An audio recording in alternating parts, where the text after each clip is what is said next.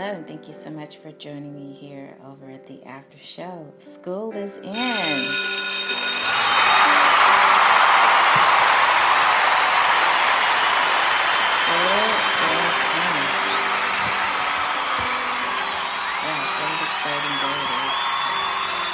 Summer's almost here. We're getting to the end of the school year, and there's just so many exciting things happening with my students, with parents, with summer plans, and so it's a great time to talk about music making, what you're going to be doing over the summer, and also talk about piano moms. So we're going to be talking about piano moms, continuing our discussion about what moms want to do when it comes to music making. If you listen to the CMajor radio show today, you know that I had some specific things to say about the types of pieces that moms are choosing to play and to bring to piano lessons. But let's go ahead and continue our discussion over here.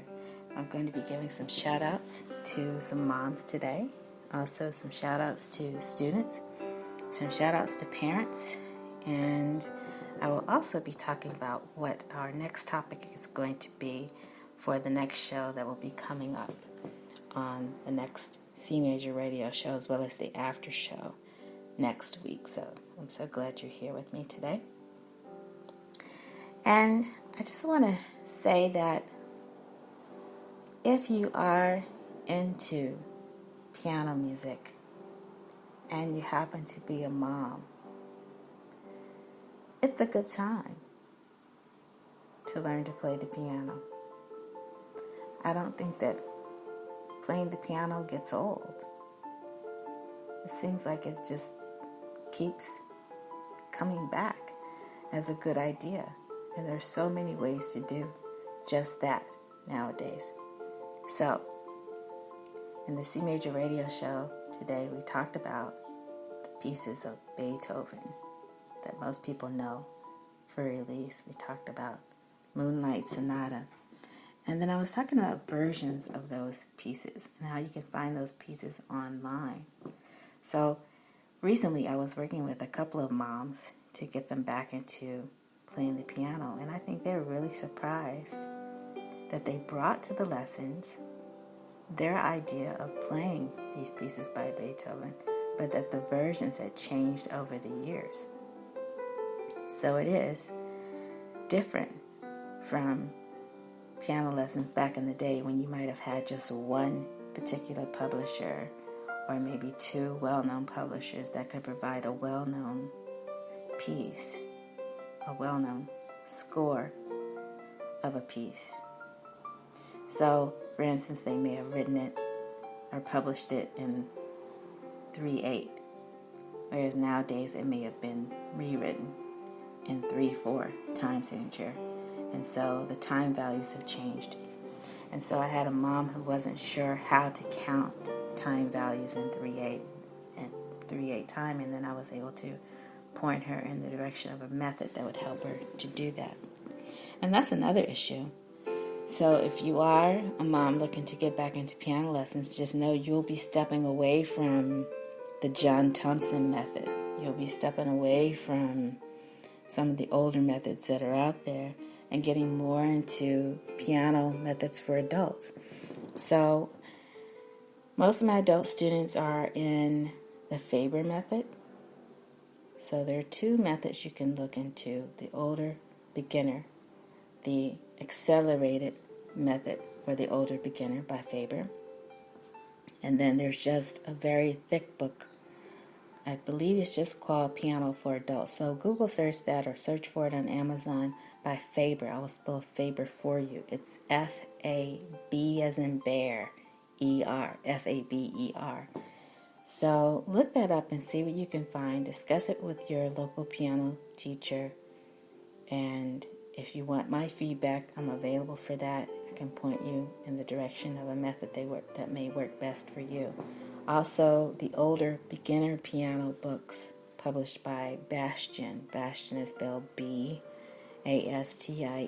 Look up those as well, because I like the older beginner piano books by Bastian. I just like them. I like the way everything is laid out. I like the way that it progresses. But it does take a certain type of learner to delve into those books. And then I believe Alfred Publishing offers something for the later beginner. So look up those 3 methods and see if it's something that can help you. If you want something in addition to just learning pieces, then delve into those methods as well, because you do want to make sure your foundation is solid. So some of the piano moms that come to me, for instance, they aren't that secure when it comes to counting time values, or they're not sure about their fingering techniques. So there's something out there for that too. Because you'll notice this music doesn't allow you to stay in just one place. You have to move around. You have to know how to do your cross fingerings and how to play in different octaves and when to adjust your fingers on the piano in a different range, and how to easily do that. Or when it comes to playing faster passages, how are you going to quote-unquote finger that? So I like to use Hannah. Now I have another student that she preferred to use Czerny. Czerny was a student of Beethoven, if I'm not mistaken. And so the Czerny method is laid out very differently than the Hanon, for instance.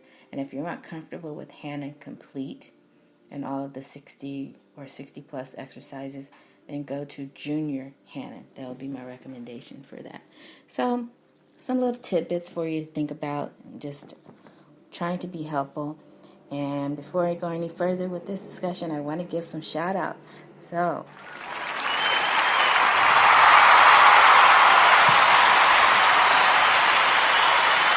shout outs to those moms that are making it happen with their piano lessons, and coming back into music making and finding a way to put that into their schedule. Also, shout out to the parents that are enrolling their students in recitals this year. Yes.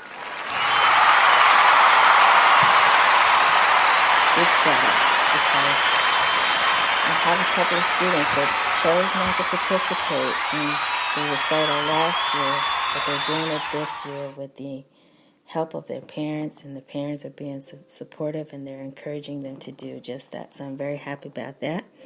Also, I want to give some shout outs to some students who decided to learn music by Lady Gaga.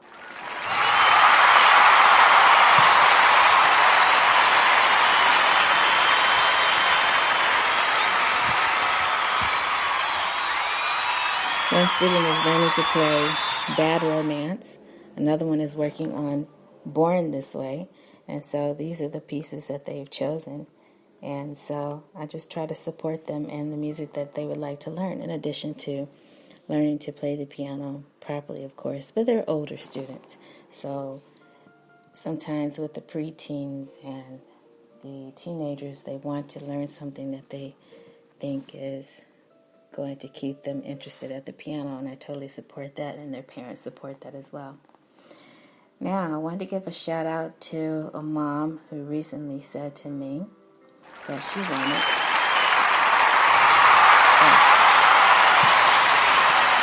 big shout out to her, because she wanted her child to learn to play Star Wars, the main theme, because they have a family gathering coming up. And so she really believed that he could do it.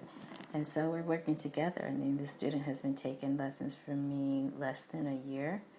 But he reads really well and has really stepped up to learn this piece. I might have mentioned him in a past after show, but the mom is really, really supporting him in his learning of this piece and just learning of the method that he's in, and he's doing great. But she recently said to me she thought it was really cool that he's learning to play Star Wars. So shout out to her. Now, I want to say this before the time gets away. I do want to mention that in next week's show, on the CMajor Radio Show, I'm going to be talking about videotaping piano lessons. So you may see the title show up as Paparazzi Piano, but that's just a catchy title. What I really mean is that sometimes parents want some sort of takeaway from the piano lessons. So I'm working with parents now who want that, who want to be able to capture the piano lessons on video and then use that as a teaching tool during the week, or in some cases, encourage their children to keep sticking with piano. So I'll be talking a little bit more about that on next week's show. So I hope you'll tune in for that. Now, did you do your homework? Did you do your homework? So if you went over to CMajors Classroom this week, you saw the homework that was posted for piano moms. And so what I really wanted you to do is just put together a short list. So I wonder how you were able to do that. Was it mysterious to put together that list? Did you find it suspenseful?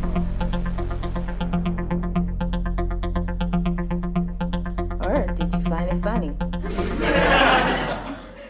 So whatever the case may be, I hope that you were able to start thinking about maybe your top five pieces that you wanted to learn for yourself. And you can either share that with me on social media or just share it among your friends and family, or just with a teacher that you are looking to work with. Now, I want to turn your attention back to the topic at hand, and we're talking about piano moms.